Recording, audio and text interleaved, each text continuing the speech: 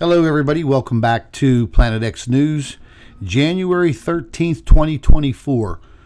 And folks, if you've read the headline on my thumbnail to this video, what the hell is going on with the Earth's jet stream? Now, over the years, I've talked about the jet stream quite a bit. And throughout these last 5 years, I've been more and more concerned about what is happening to the jet stream. It is really no longer a jet stream. It is broken apart into multiple pieces. It's been like this for quite some time. But something I've been noticing last winter and this winter are wind speeds and these massive storms that are basically encompassing almost 70% of the United States. It's a pretty big land mass. But we'll take a look at that. But the jet stream is what drives our weather in both hemispheres. So what we're looking at right now is the jet stream, currently a part of it, a piece of it, over the United States. And if any of you that are listening now live in the United States, you know what is happening as far as a very, very large Arctic cold front that has literally just battered the entire Pacific Northwest and the central part of the United States, and now moving eastward. So it's not getting smaller, it's actually getting bigger. And if any of you remember the massive tornadic snowstorm that we had last year that made its way all the way through the central part of the United States, it looked like a massive cyclone. It encompassed about 60% of this country. And it was active, I think, if I'm not mistaken, I want to say 27 states, or I might be mistaken on that, but it was a very large number of states that were being affected by that storm last year, and it was just absolutely incredible. And then it moved all the way up into Canada. Now, a few months ago, the eastern coast of Europe was getting battered with massive windstorms, heavy downpours of rain, very, very unusual weather for the time of year. This has been getting worse and worse and worse. But why? I mean, let's just take a look. Let's go the westward here. I have never, in all my decades of being a weather watcher, I have never, ever seen a band in the jet stream that looks like what you are seeing on your screen right now. I actually took a screenshot of this and I saved it in a file that I have with, over the last several years, very, very strange anomalies like we're seeing now in our jet stream in the northern hemisphere. I've never seen anything like this whatsoever. We could actually click on this and look at the wind speeds. So the wind speed right there at that point in this band of a almost completely horizontal jet stream, 219 miles per hour. It's pretty high, very, very high. But the shape of it is what's amazing. I mean, it's absolutely incredible. Let's take a look over Africa, the Middle East, going up over into India. I mean, I have never, ever seen anything like this. The broken down shape of this piece of the jet stream, I don't even know what to say. It's something that I've never seen before. Going across the Atlantic, the eastern the eastern coast of Africa here. And just look what's about to go on here in Portugal, Spain, possibly France. I mean, look at what these have to be very, very windy areas, especially in higher elevations. And, folks, this is just not what I'm thinking is happening. This is what I know is happening. See, I've been monitoring my Twitter feed, and I have thousands of contacts all over the world, even in China, even in Russia, all over the world. And they're dropping very important information about what is going on this planet on a minute-by-minute basis. Okay, so I've been catching these videos of these massively high winds. There was just a wind gust recorded in a snowstorm in a very large system hitting the west coast of the United States, a 91 mile an hour wind gust. Okay, these are very unusual numbers for winter storms. We're not talking cyclones and hurricanes in the hurricane season, but these are very, very unusual storms. Why is it happening? We can get into that. Let's look at the southern hemisphere. This is Antarctica. Again, I don't know. I don't know what to make of this. It really makes no sense whatsoever. I have a couple of ideas, that I've been milling over for many, many years. A lot of it has to do with that Earth wobble. The website that was documenting the Earth wobble for many, many years, it was either taken down. I don't know exactly what happened to it, but it no longer exists. The last data I got from it was the Earth wobble tracking for November of 2023 that just passed. And the wobble, and I have the chart and I'll show it to you, the wobble at that period in November 2023 was very, very extreme. So let's think about it. If the Earth is undergoing a very extreme wobble on its axis, which we know it is, what do you think would occur with the jet stream? And also, because of the disturbances, what do you think would occur with wind speeds? When you look at this, it almost looks like the intense wind band and jet streams on Jupiter. I mean, and I don't know what the exact mile per hour of those jet streams and winds on Jupiter is. I'm sure I could find it if I look it up. But we don't live on Jupiter. We live on this planet. And I've never in my life seen anything like this. I have horrible thoughts going through my head on, knowing that this is going to get worse. It's not going to get better. So our jet stream, as of today, is complete trash. I mean, it's not even a jet stream. I don't even know. Maybe you may have to rename this. You may have to relabel what we're seeing. This is some of the most intense, chaotic jet stream imagery that I've ever viewed. And again, I've been a weather watcher, I'd say probably since like 1991. I first picked it up. I lived in Miami for the better part of 20 years. And, with dealing with hurricanes and things of that nature, I just all of a sudden found weather fascinating. And I followed it ever since. I learned about it, every single hurricane season, and just became a weather watcher. So, I kind of know what I'm talking about. But this jet stream, I just don't know what to make of it.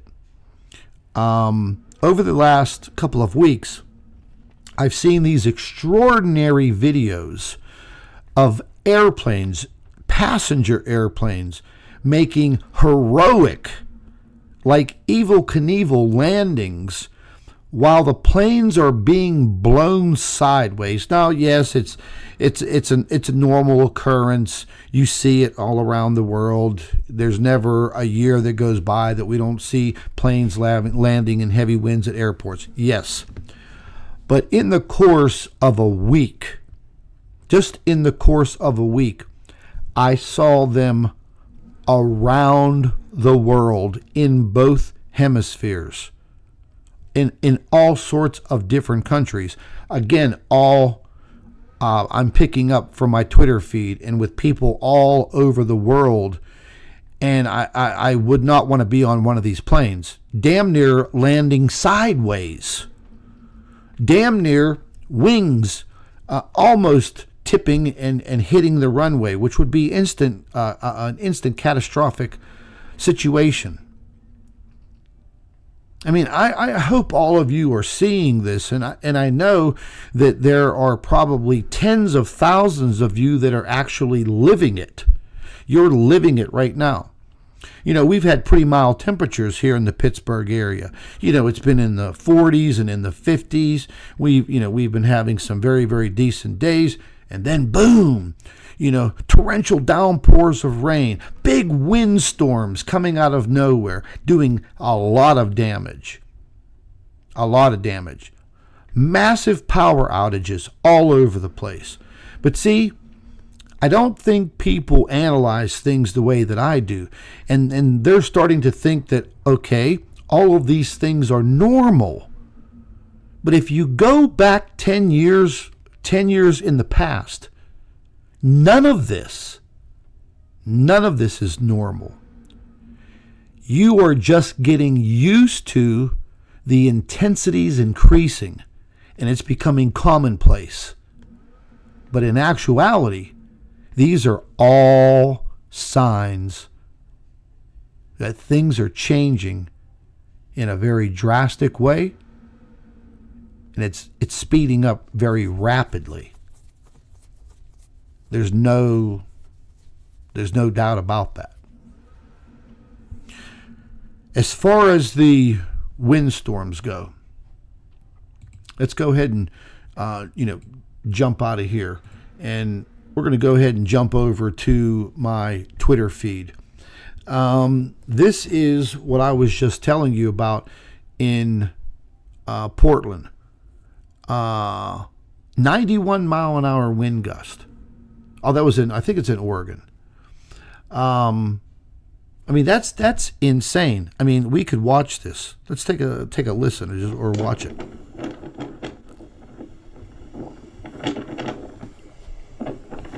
You know what? I have to let me stop that real quick. I think I have the internal mic off. Let's turn that back on. And that way we can get into that. But you could hear the wind just howling.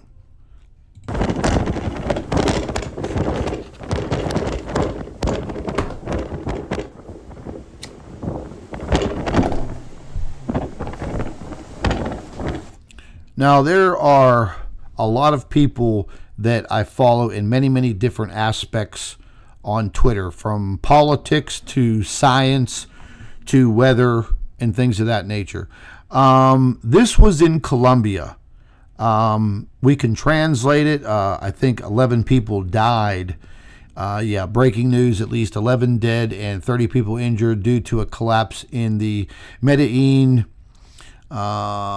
This is a road, and this is in Colombia, but let's take a watch.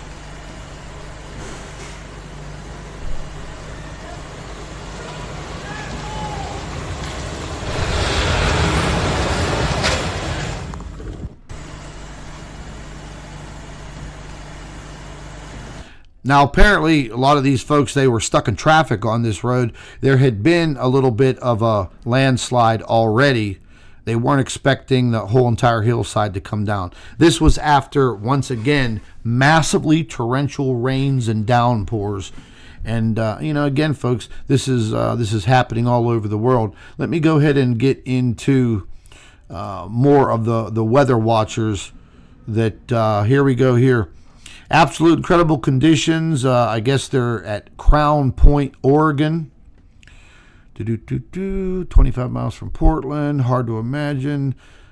16, it was 60 degrees. I'm trying to read what he said just a few weeks ago. Now they have wind gusts of 135 kilometers per hour. I'd have to do the translation, and what that would be, miles per hour.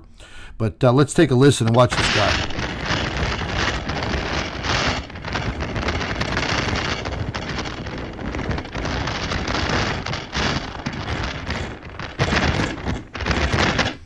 Now, I don't know about you folks, but, I've seen winter storms and things of that nature.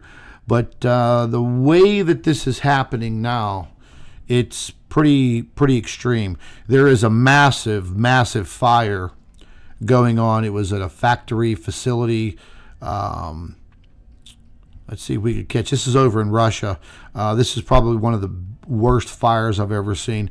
I don't know if it's an Amazon facility in St. Petersburg, but it is very, very bad.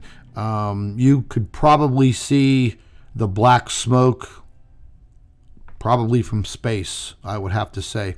But that just occurred. You could see these people right here. This was actually late yesterday. I think they said the facility encompassed 15,000 square meters or something like that. It was just absolutely devastating. I don't know where this gentleman is, but they're showing you the massive drops in temperature. Yes, that's oodles and noodles and frozen solid. Massive floods, Congo River. They've been going through this for about the last, I'd say maybe 3 to 4 months. It's just nonstop flooding. A lot of African countries have been absolutely devastated with floods, as you could see just by looking at your screen right here.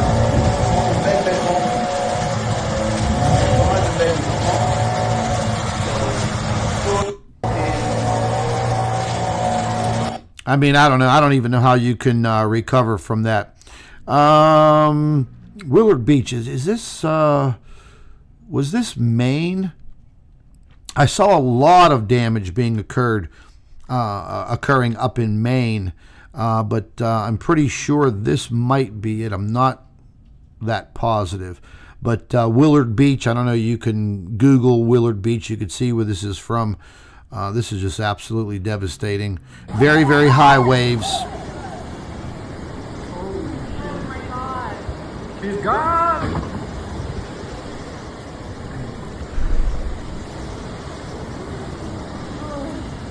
That's actually it.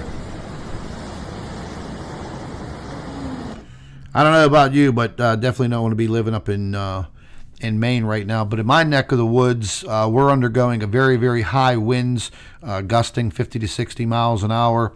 Temperature dropped down to, I think, in the mid-20s.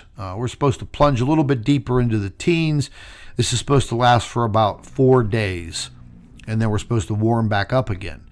So this is what's going to be occurring worldwide, because the jet streams create our weather. They are our weather.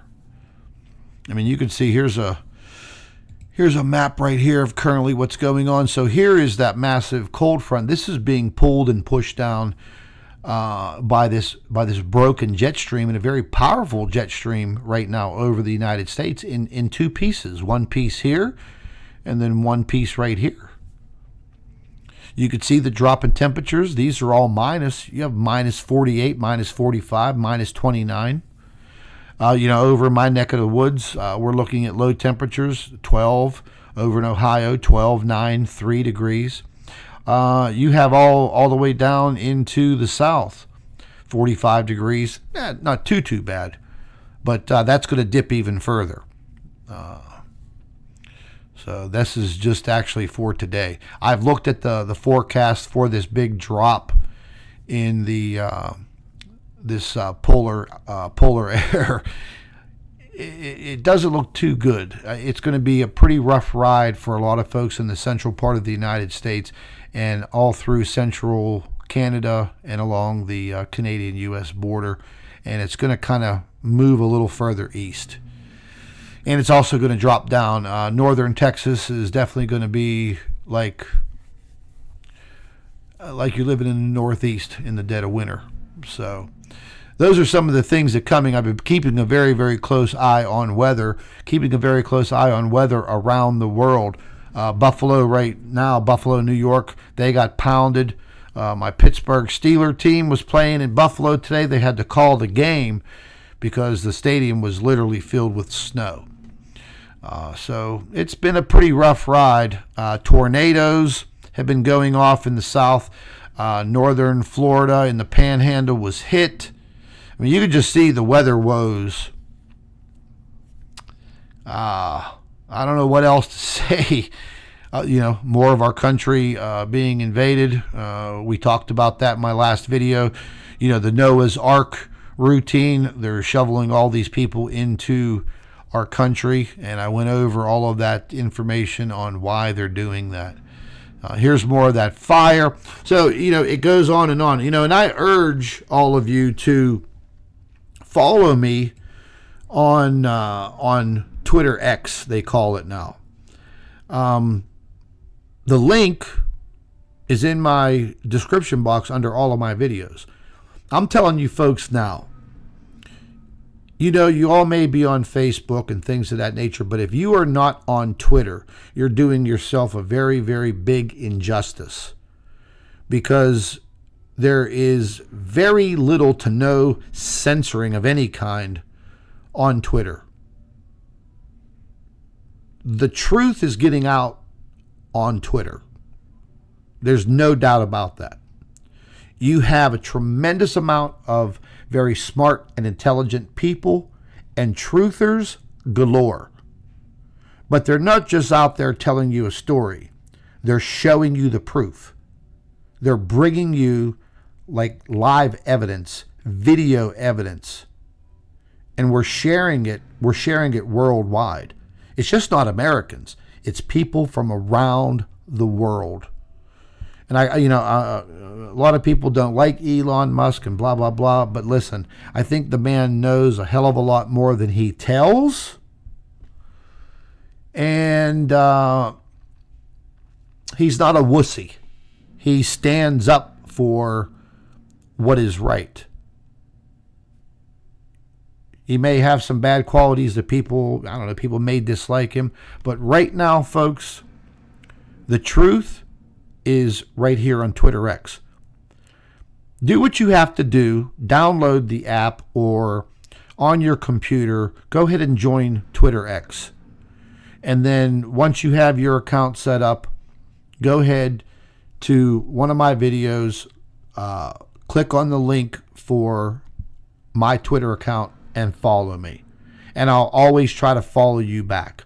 And then that way we're beginning to get a bigger and better network available to some place that's not putting their thumb on us or their foot on the back of our necks, holding us down.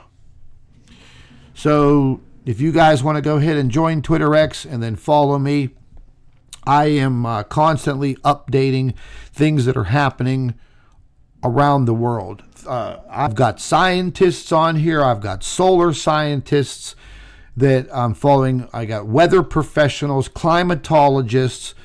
I got everybody from around the world in all of these fields, and they're not afraid to share the information that they're gathering, at least not here. This is Omaha, Nebraska. This winter storm Jerry that rolled through. Just listen to this. I hope there's sound.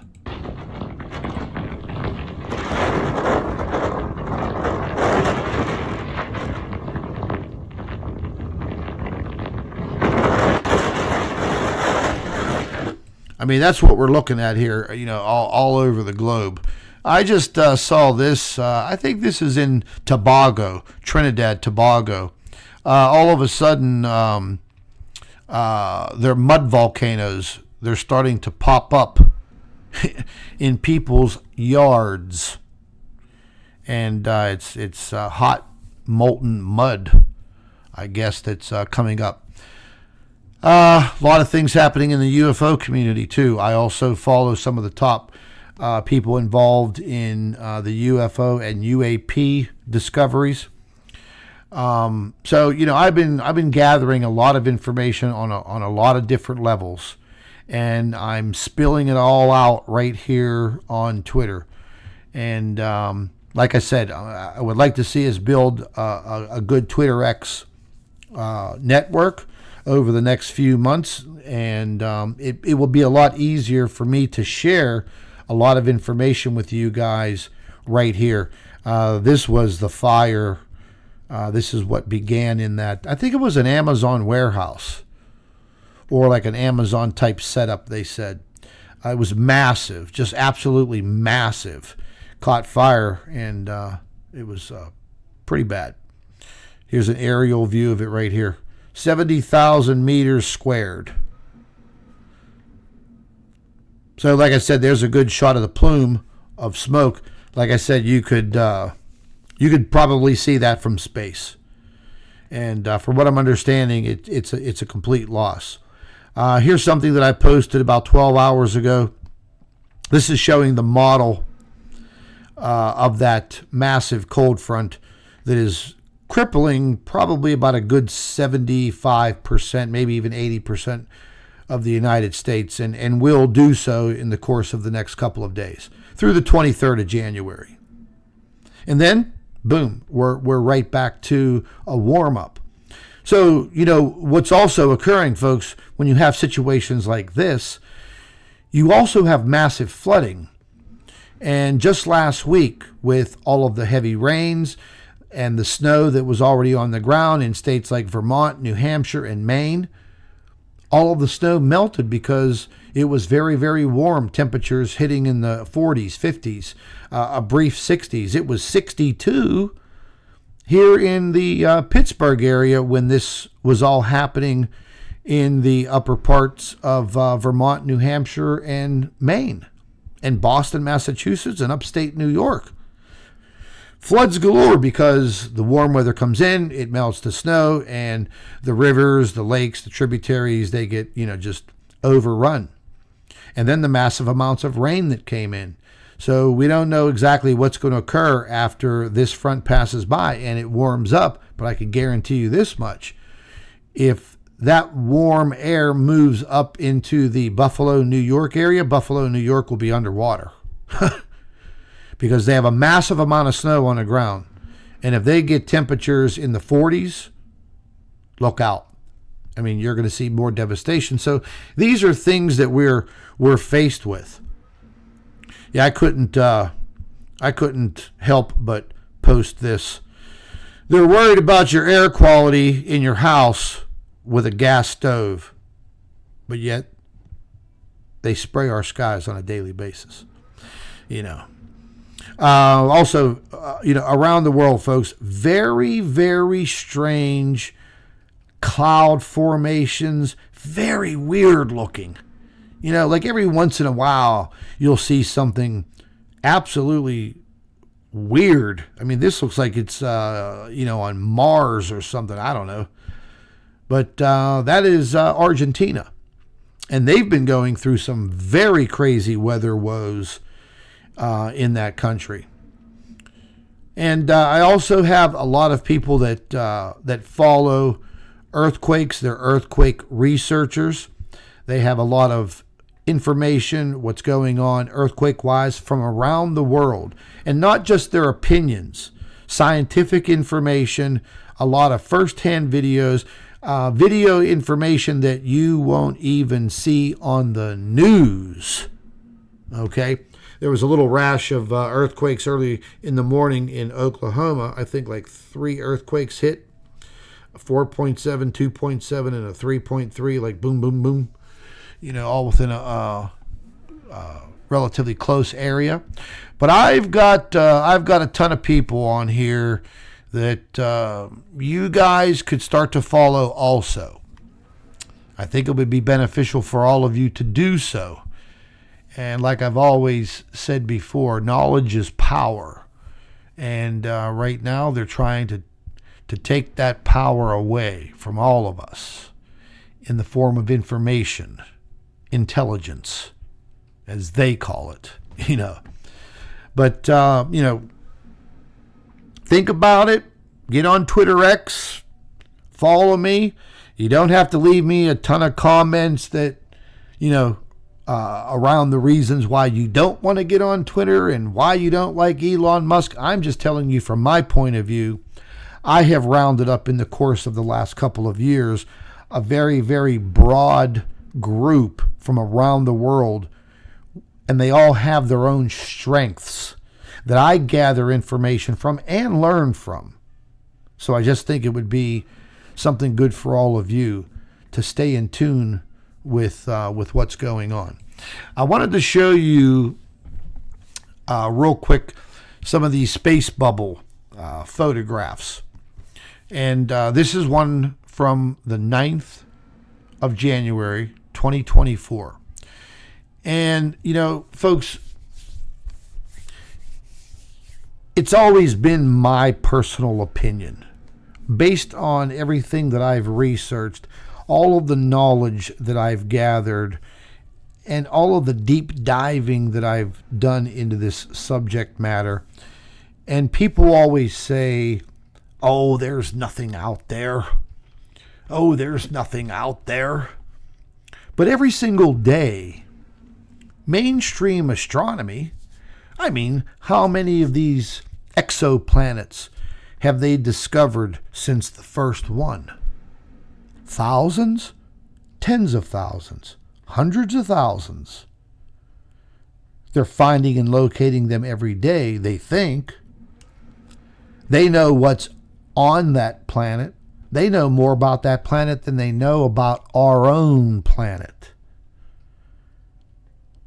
So there's no way to say that something else could be and is added itself to our little teeny tiny solar system in a galaxy within a massive universe. You feel me? It's easy for somebody to contradict what you're showing or saying just by making some general statements. But see, they don't bring receipts. They don't bring facts. What they bring are just words. And anybody can spit out words at any time. And they can sway you and your opinion and your thoughts probably, I'm not trying to insult any of you, but probably very easily. If they are a very articulate and well-spoken person, they may be able to make you believe their words without showing you any proof. But I do believe that everybody that follows this channel and that is involved in this channel understands the science and is learning the science, and your minds are open. That is what's the big plus. Let's just take a look at the detail in this. This was a coronal mass ejection that occurred. Very, very nice burst, a filament burst off of this limb of the sun. But once again, you can see that this object was that close to the sun. The interaction between this object and the sun boiled up and created this coronal mass ejection as it was passing by. We've been going over this for years. I have shown this type of situation, I don't know, probably hundreds, if not thousands of times. My database of photographs is immense. Do I have some ways and means of gathering this data that maybe some other YouTube channels or some other people can't get? Yeah, I've gone over that in the past. I'm not going to rehash that because I don't want my ways or people that I work with and get information from on this aspect. I do not want them compromised. So it is what it is. But the fact of the matter is, the data's there, the photographs are there, there's some video there. It's very hard to get video because they limit the frames that go out to public view. But there is their hard data. Their hard data pretty much shows it all. But see, that's not for public view. You get me? But anyways, I'm not going to go into too much more of that because, again, I do not want to get anybody or anything compromised. Same photograph.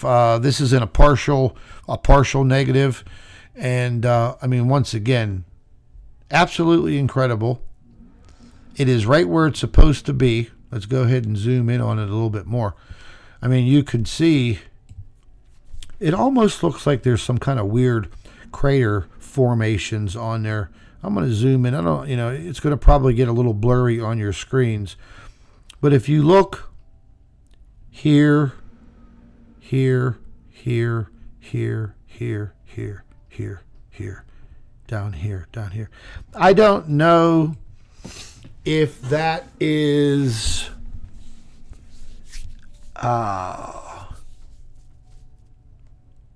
I don't know, folks. I don't know what that is. To me, I mean, it could be glaring from the high intensity of light on the camera systems on this coronagraph. It's a little weird. I don't see it as any kind of pixelation because pixels are square. These, it kind of reminded me of like a bowling ball, but with a hell of a lot more holes, and some of them, weirdly misshaped. I've captured other pretty good detailed photographs of this object in the years that have passed with some pretty good detail that have had kind of similar markings, within the photograph. I don't know. It almost looks like a perfectly spherical asteroid, like kind of rocky and full of weird holes, almost like molten metal after it dries. Very interesting. But it definitely is not a hydrogen space bubble. I don't think so. It's too much of a coincidence, don't you think? Yeah. We also converted this into a complete negative. Wanted to see if we could dig into a little bit more detail, going through a negative. And once again, you could see the very high intensity of the coronal mass ejection. And we'll just move to the other picture and get a better zoom in. And again, I mean, you can tell that the object is passing in this direction here. It's literally pulling plasma from the sun. I believe the interaction between this object and the sun is what creates these very large coronal mass ejections. Not all of them. But during these instances when this object is orbiting the sun in its 28-day orbit, we see the coronal mass ejections along the orbital path around the sun. I have documented it over and over and over and over again. It was in 2018, after a couple of years of making tons of notations in a freaking notebook, that all of a sudden it came to me. And then Dr. Elbers helped me calculate the orbital speed, how long it took to orbit the sun. It came out to 28 days. And I know where the object's going to be just by looking at a calendar. Period. Very interesting. So we have the last zoomed in photograph, and we could go ahead and zoom in on this one. But I thought it was going to show a little bit more. I wanted to see if we could see more of those cratery type markings, but it didn't pan out that way. If you go back and just take a look, here's the occulter. The black line represents the sun. This is built into the camera housing on the spacecraft. It's telescopic camera, so it blocks out the rays of the sun, so it could get a view of coronal mass ejections. That's what it's there for. That's one of the main reasons why we're able to capture this object during the coronal mass ejections, is because if we didn't have this occulter here, we probably wouldn't be able to see it, because it doesn't emit any light whatsoever. So during its very close approach to the sun, I mean, it's getting lit up. It's well within the orbit of Mercury. Well within the orbit of Mercury. Very, very close to the sun. How could it survive? Because it's in motion. If it was stable, like a sitting star, the sun would eat it up. It's the same reason why Mercury doesn't get eaten up and burned away, because it stays in motion in an orbit around the sun. Look into your planets, folks. You'll discover a lot of things, and things that I'm talking about will make a lot more sense. It is plausible. Don't let anybody tell you any different. This is how things are in space, in the galaxies, in the universe. Stars attract objects. We have billions and billions of hypervelocity stars and hypervelocity planets just flying through space, through the galaxies, through the universe. And yes, they come close to a sun, a star, heavy gravitational pull, gets sucked in. Next thing you know, it's in an orbit. How do you think solar systems are formed? Very powerful sun, just gathering things in. Look at Jupiter over the last decade. How many more additional moons has Jupiter drug in the last decade? Look it up. So everything we see here, it's not make-believe, it's all plausible. The receipts are there. The evidence is there. It is, again, my philosophy, my hypothesis, my thoughts that the issues that we're having on this planet, besides the magnetic pole reversal, I do believe it is being accelerated by the tug of war going on between this object, the sun, and the earth. I would only love to know what is actually going on Venus, but there's like no way to get data on that. But we do know one thing, that all of the planets in this solar system over the last decade have all changed drastically. That much is a fact. But anyways, folks, I don't want to bore you too much longer, and I do appreciate all of you, joining in, listening to me, and allowing me to show you the truth and what is happening and my views on it and the evidence that I've gathered. Okay? So I'm going to go ahead and jump off of here. There's a bunch of people out there. You know who you are. I would like to thank you from the bottom of my heart for the donations and the contributions that were sent through our Planet X News PayPal account last week. Very, very thoughtful of a lot of you.